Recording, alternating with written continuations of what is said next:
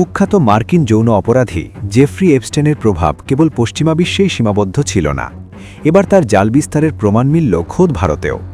মার্কিন বিচার বিভাগ থেকে সাম্প্রতিক প্রকাশিত নথিতে উঠে এসেছে ভারতের একসময়ের প্রভাবশালী শিল্পপতি অনিল আম্বানির নাম। তাদের মধ্যে নিয়মিত যোগাযোগ এবং আপত্তিকর নারী সঙ্গ বিষয়ক নানা প্রস্তাবের চাঞ্চল্যকর তথ্য এখন বিশ্বজুড়ে তোলপাড় সৃষ্টি করেছে। জেফ্রি এপস্টেইন, যিনি বিশ্বজুড়ে প্রভাবশালী ব্যক্তিদের সাথে তার রহস্যময় ও অপরাধমূলক সম্পর্কের জন্য কুখ্যাত। প্রভাবশালী সংবাদ মাধ্যম এনডিটিভি এবং ব্লুমবার্গের প্রতিবেদন অনুযায়ী 2017 থেকে 2019 সাল পর্যন্ত অনিল আম্বানির সাথে এপস্টেইনের নিয়মিত যোগাযোগ ছিল। প্রকাশিত নথিতে দেখা গেছে 2017 সালের মার্চ মাসে একটি বার্তা বিনিময়ে এপস্টেইন আম্বানির নারী সঙ্গের পছন্দ সম্পর্কে জানতে চান। কথোপকথনের এক পর্যায়ে এপস্টেইন তাকে একজন লম্বা স্বর্ণকেশী সুইডিশ তরুণীর প্রস্তাব দেন, যা আম্বানির সফরকে আরও আনন্দদায়ক করবে বলে উল্লেখ করা হয়।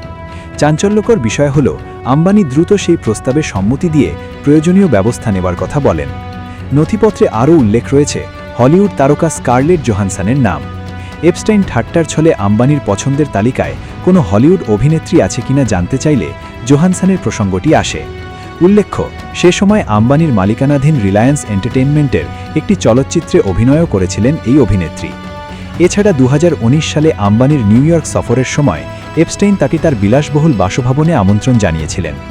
গোপন বৈঠক এবং প্যারিস ও ড্যাভোসের ওয়ার্ল্ড ইকোনমিক ফোরামের সাক্ষাতের পরিকল্পনাও ছিল তাদের মধ্যে। এমনকি আম্বানির ব্যক্তিত্ব সম্পর্কে জানতে প্রভাবশালী ব্যক্তিত্ব দীপক চোপড়া এবং ইসরায়েলের সাবেক প্রধানমন্ত্রী এহুদ বারাকের সাথেও যোগাযোগ করেছিলেন এপস্টেইন। ব্লুমবার্গের প্রতিবেদনে আশঙ্কা করা হয়েছে এপস্টেইন সচেতনভাবেই নারী সঙ্গের প্রলোভন দেখিয়ে বিশ্বের ক্ষমতাধর ব্যক্তিদের ব্ল্যাকমেইল বা নিয়ন্ত্রণ করার চেষ্টা করতেন। অনিল আম্বানির এই সম্পৃক্ততা সেই কৌশলেরই অংশ কিনা তা নিয়ে উঠছে প্রশ্ন। তবে এই অভিযোগের বিষয়ে এখন পর্যন্ত অনিল আম্বানির পক্ষ থেকে কোনো আনুষ্ঠানিক প্রতিক্রিয়া পাওয়া যায়নি।